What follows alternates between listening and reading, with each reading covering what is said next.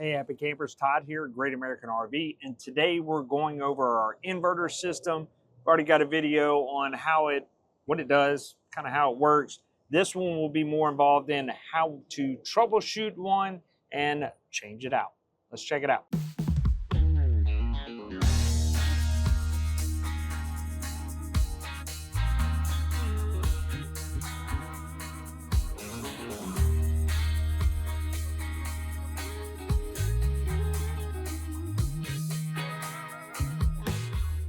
All right, so we can see our inverter system right here. This one is a Magnum. You may have Xantrax, any different number of name brand units in here, but they're all going to do the same thing. They're going to change 12-volt battery power to 110 power. If you are not plugged in, then you can have 110 power. Depending on your battery bank load, your inverter size, all that is going to determine how much stuff you can run off an inverter, right? This one in particular is on a Class A gas burner unit. We can run a decent amount of stuff off of this.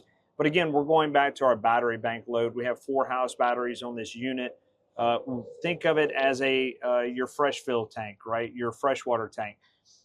Depending on the load or amount of faucets you have open will depend on how many gallons of water is being used and how quickly that bank is going down is how that inverter theoretically works. Getting back to the inverter system itself, on most of all of them, you're going to have an on-off, at least on your motorized section, an inverter on-off switch, right? So we can see that in this picture right here. We always want to make sure that inverter switch is on.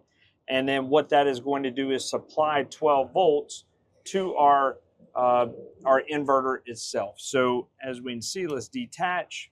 We'll go over the inverter. We have our 12-volt input right here behind these caps. That's where our battery leads are hooked up to from that battery. And then from there, on the bottom side, we pulled this little plate cover off. And this is where our output is going to be for our 110 side.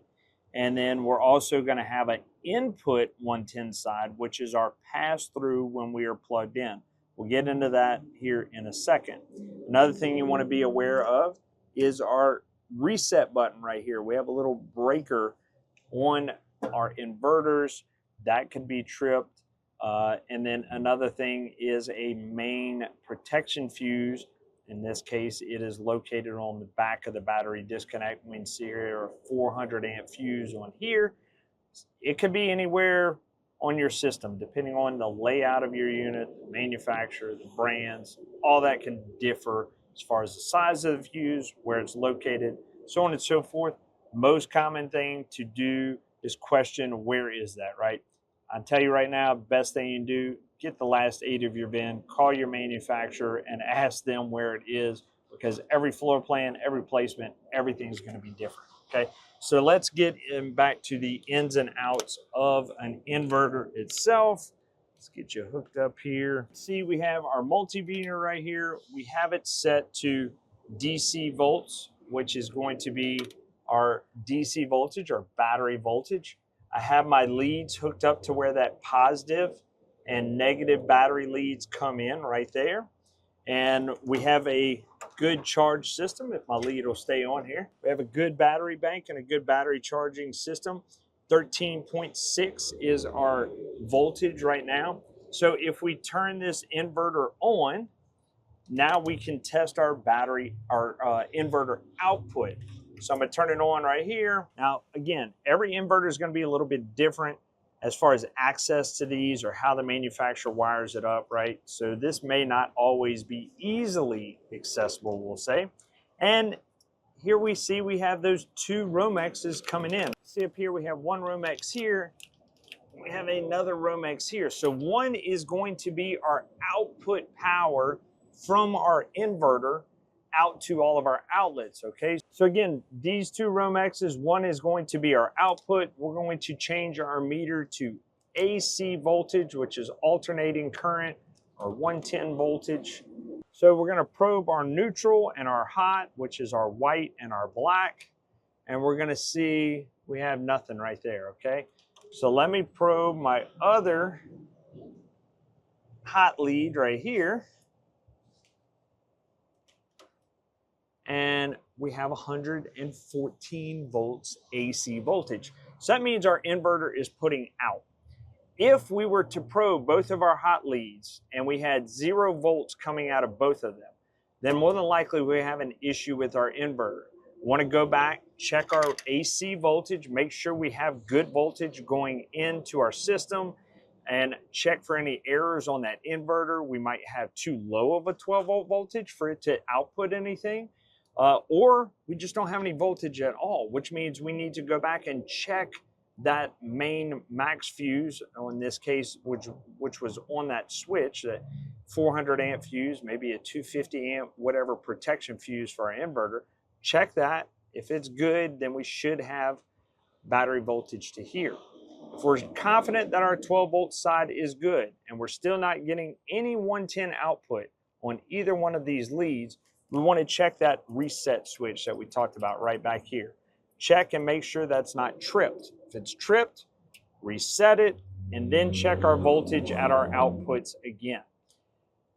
If we are still not getting any 110 voltage out, more than likely our inverter is bad. Our battery voltage is good, our fuse is good, our little breaker back there is good. No output voltage, we have a bad inverter system. Now, I'll go back to the manufacturers of these Magnum Energy, Xantrax. They have great hotlines. Call them. Let them walk you through just to confirm before you go spend a lot of money on an inverter that you may not need. But more than likely it's bad, and some of these can be sent back for repair at the actual manufacturer of that inverter system if you're not under warranty anymore. You're still under warranty, bring it back to dealership and we'll get it swapped out, right? Or you have an extended warranty, stuff like that. But if you're on your own, customer pay, call these manufacturers. Sometimes they'll work with you and send it back for repair and be a lot cheaper than buying a new unit, okay? So that handles one side of that Romex, that output side, right? What is our other side for? That is our pass-through. So if we were plugged in right now, plugged into 50 amp or a 30 amp service, we're going to have power, 110 power on that one we checked a minute ago that had nothing. So that is power coming in from our power supply, our shore power, and it is passing through our inverter and outputting on that same side that the inverter outputs on, and then going out to our unit. So this works as a pass-through for that power. Our pass-through can go bad. If we are plugged into shore power and on our inverted outlets, more than likely TVs, coffee pot areas in your kitchen, phone charging areas, stuff like that. If our power isn't getting to those outlets, again, we want to come check that reset down here, that reset button, and see if that is tripped.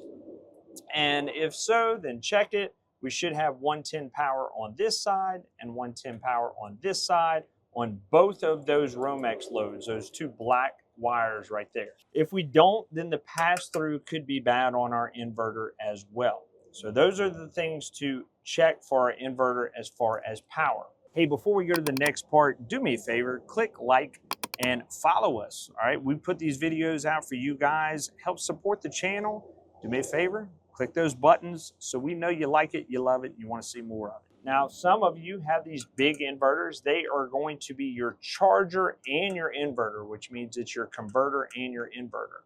When you're plugged into shore power, you should have charging power, and you can check that by, once again, going back to DC voltage, and we would check at these two leads, and you should have anywhere from 13.5 to 14 AC voltage on here. Now, this one has 13.65.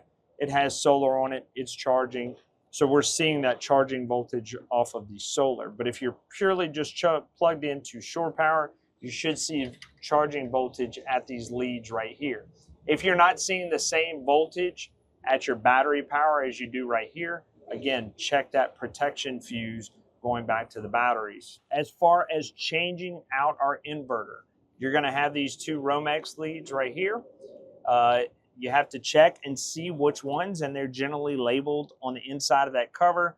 Easier to see once it's taken off, which is your pass-through and which is your load.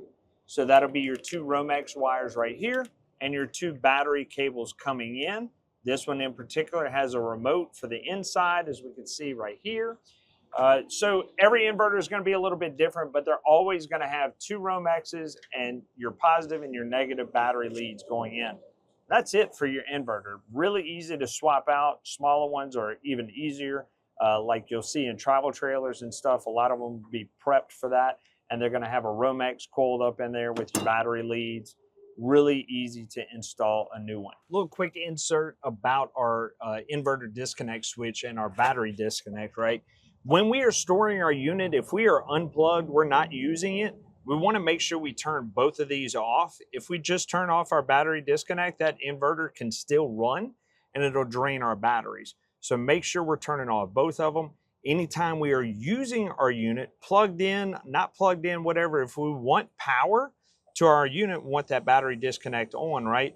If we want power to those inverted outlets, we want to turn that inverter on. But just know when we turn that inverter switch on, we're draining our batteries if we don't have a charging source, right? So whether it be solar or plugged in or engine running or anything, those batteries are getting low from having that inverter on. We can turn the battery disconnect on and turn our inverter off, and we'll have our battery power for our lights and other 12 volt stuff like that without running them down with that inverter as well. So if you don't need the 110 power, don't turn the inverter switch on. All right, so that wraps up everything on our inverter. If you have any questions, leave it down in the comments. Check out our other playlist, Haps Helpful Hacks, on the Great American RV YouTube page. We have plenty more videos that go through ins and outs and simple diagnostics for your RV. Click, like, share, and follow. And that's it. Tune in for the next video. Thanks for watching here at Great American RV, where we'll bring the how-to to you.